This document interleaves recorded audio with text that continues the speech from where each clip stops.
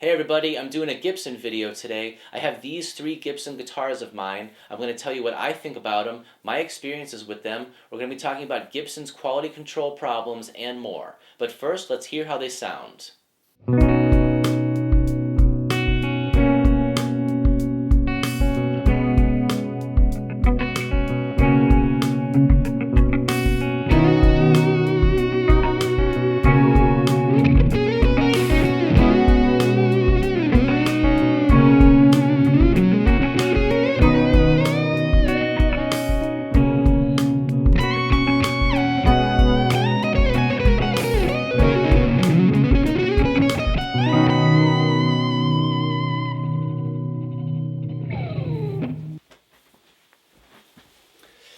So the first Gibson guitar I ever got was this one, way back in the year 2000, when I was a junior shredder.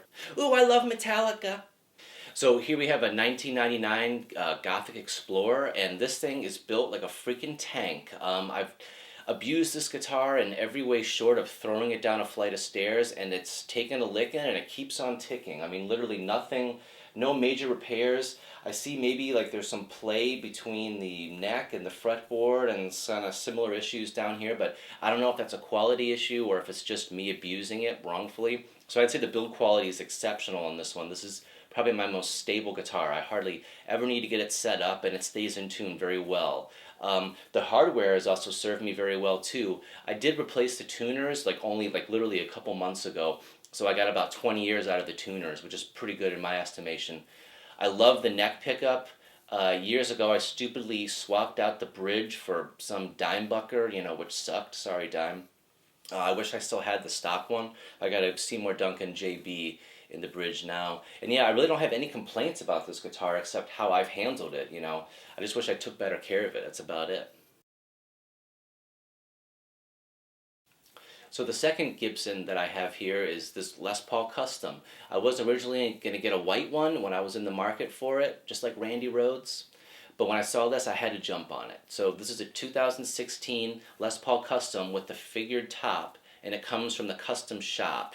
And I'd say the build quality is pretty awesome. I can't really find anything wrong with the build quality itself.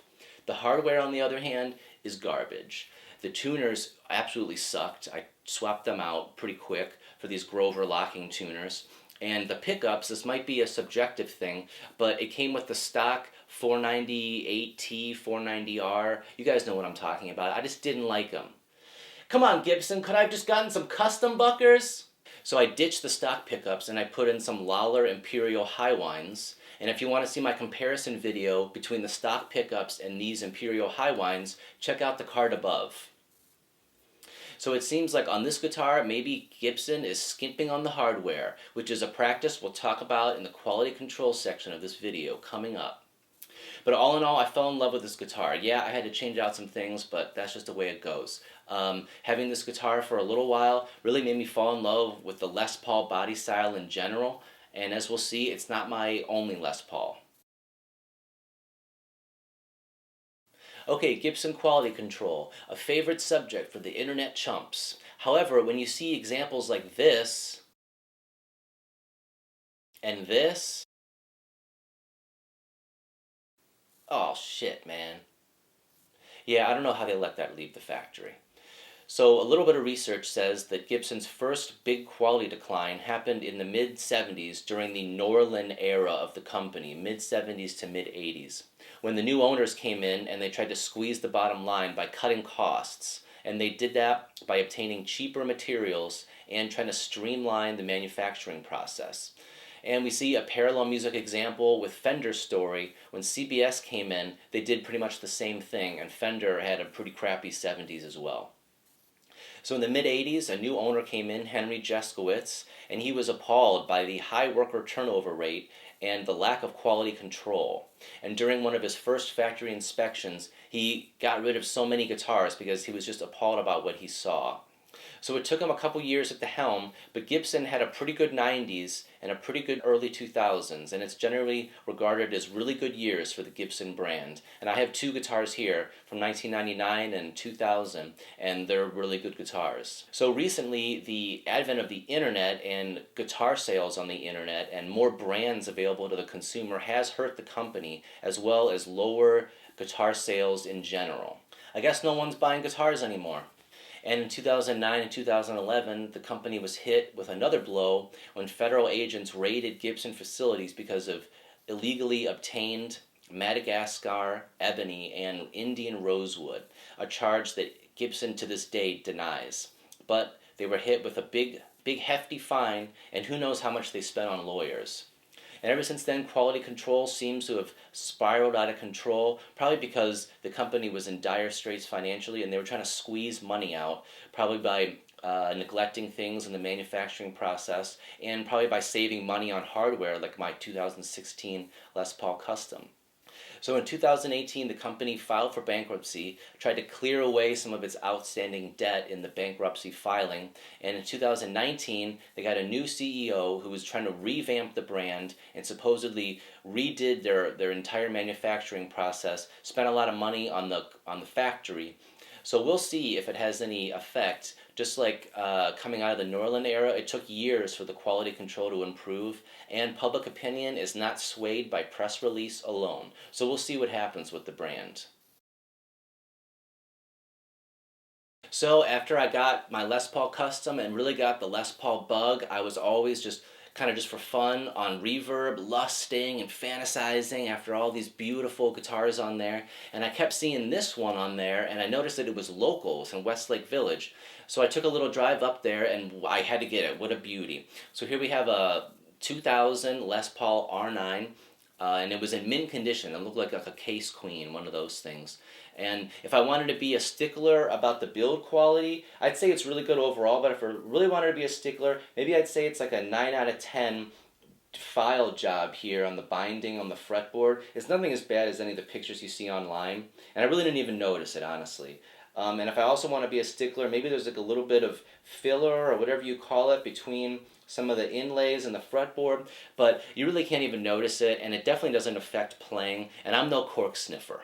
You know, it is from the year 2000, but it smells like a 2001. So I'd say the build quality is very good. I mean, the top is insane. I love the way this looks. It's probably my favorite guitar. The hardware is really good too. I did kind of a personal preference thing. I did swap out the stock pickups, which I think along the way somebody got rid of the 57 Classics and they put in burst buckers 1 and 2. I can't remember. So I got rid of that, and I have the Imperial Lawler Imperials in here, which are amazing pickups. So yeah, I really love this guitar. It's probably my favorite guitar to play.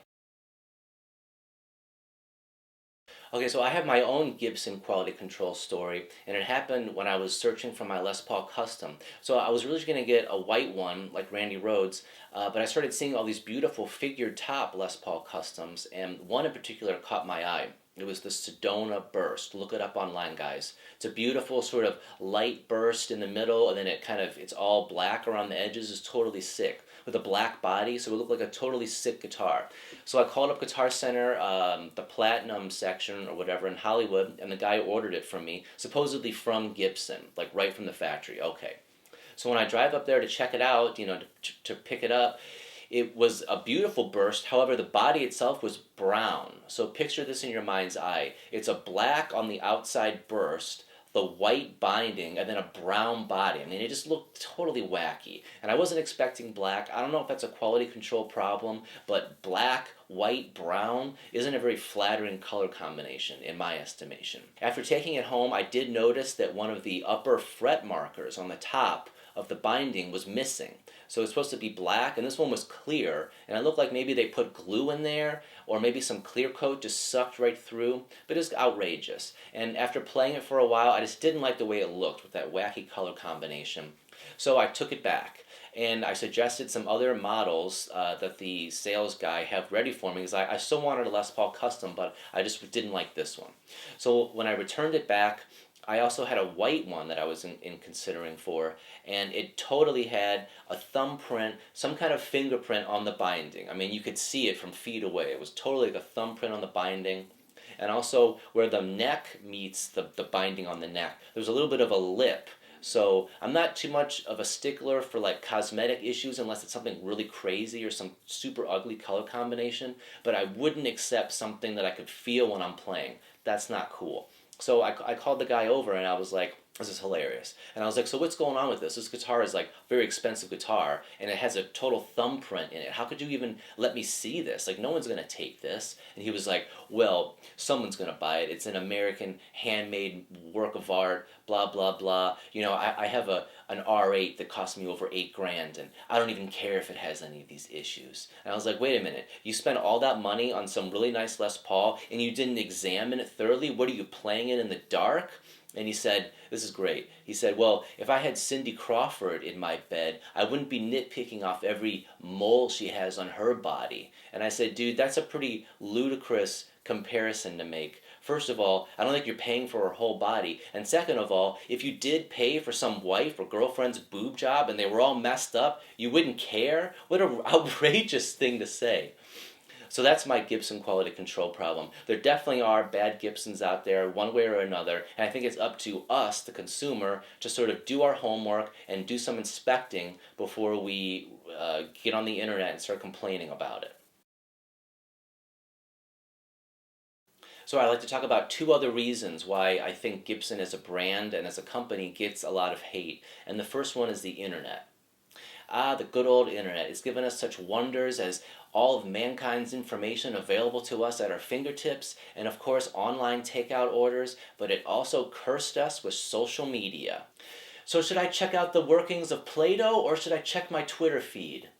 Yeah, people like to be bitches, and the internet is a cesspool for that kind of stuff. And, you know, I'm a little bit skeptical when I see these pictures of these quality control issues. Are these people just having multi-$1,000 guitars just shipped to them sight unseen? Or are they going to their local guitar store and just taking pictures of the quality control issues they see on the wall? First off, I don't think you should buy any guitar if it's more than $1,000 sight unseen. I mean, these are very personal instruments. It's not an amp or it's not a pedal. So I think if you're sending away for a guitar without seeing it, that's your first problem. And I understand you can't get every guitar you want due to local selection, but at least if you're going to order it online, order it so you can see it in person, like from Guitar Center, to where they order it for you, and then you can unbox it there and check it out, and if there's something wrong with it, you can return or exchange or gripe or bitch. That's the time to do it. Like my Les Paul story, I had to go through a couple Les Pauls before I found a Les Paul custom that I really liked. And when I did encounter some problems, my first thought was not to take a picture for Instagram so I can bitch and gripe. It was to try to find the guitar that I like so I can go home and freaking play it. So now the second reason why I think Gibson gets a lot of hate is the price point. These guitars are generally more expensive for the standard model. So there's so many different kind of standard strats these days, but if you pay pretty much between $1,200 or $1,500 for like that mid-level USA Strat, that's a pretty good guitar. And Ibanez is roughly the same range for their various standard models, around $1,500, maybe less, maybe more. Gibson, on the other hand, with the Les Paul Standard, there's so many of them, they're all over $2,000. Some are almost $3,000. So price is definitely an issue, and sometimes I think people equate wrongly price with quality. So these guitars, they're handmade, there's a lot of components involved, and I think no matter who the luthier is, due to all these variables, there's always bound to be a bad one here or there for a myriad of reasons, and just because you pay more for something doesn't mean it's 100% always going to be great. After all, you can still go to the best restaurant and get food poisoning. It happens. So the last thing I want to talk about in this video is, would I buy another Gibson? Yes, yes, and yes again. You know, when I'm on Reverb and I see beauties like this, and this one, and this Les Paul Elegant, I love the Les Paul Elegant. If I ever get another Les Paul, it's probably going to be one like this. And even one like this. Look at this top. Except this one was ruined because that geezer, Joe Perry, scribbled his name all over it. I don't know why you'd let him do that to this beautiful top. If I ever got one like this, I'd try to get the marker off it. So if I got another Gibson, I definitely wouldn't buy it new. I had really good luck with my year 2000 R9 being in practically mint condition, and there's other ones out there like that. That's the route I would go. I'd buy it used and just make sure it was really clean. and I would coordinate with the seller, if it was a private seller, that I wouldn't buy it as is. I would probably coordinate with the seller to ship it to a reputable guitar appraiser, and he could figure out if it was good or not, and then I would take it from there. I would definitely make sure I had some sort of backup plan, as if it got shipped to me and it had some quality control issue or some other weird thing. Like I said, these are personal instruments, and I think if you send away for a very expensive guitar without playing it and it's not right, that's on you, dude. And you know what? Thinking about this video and making this video, come to the realization that these Gibson guitars, maybe they're a lot like that girlfriend or that wife. Is kind of a bitch. Maybe she's hard to deal with, but man, she looks so good and she does it to you so well. Maybe she's got fantastic business sense. Maybe she's got a great personality, cooks a great dinner, makes you laugh all night long, but sometimes she's just kind of hard to deal with. You know, those married men out there like me, sometimes you just got to deal with it. You just got to deal with it, right? What did you say? Nothing. So bottom line, yeah, I'm sure there's some bad Gibsons floating around up there, but there's definitely some good ones out there too. So that's my Gibson video. What do you guys think? Did I do a good job? Did I do a bad job? Do you guys have any Gibson horror stories? Do you have any beautiful Gibsons? Am I a Gibson fanboy? Feel free to let me know. Reach out to me, John, at ShredPro411, and we'll see you down that dusty trail.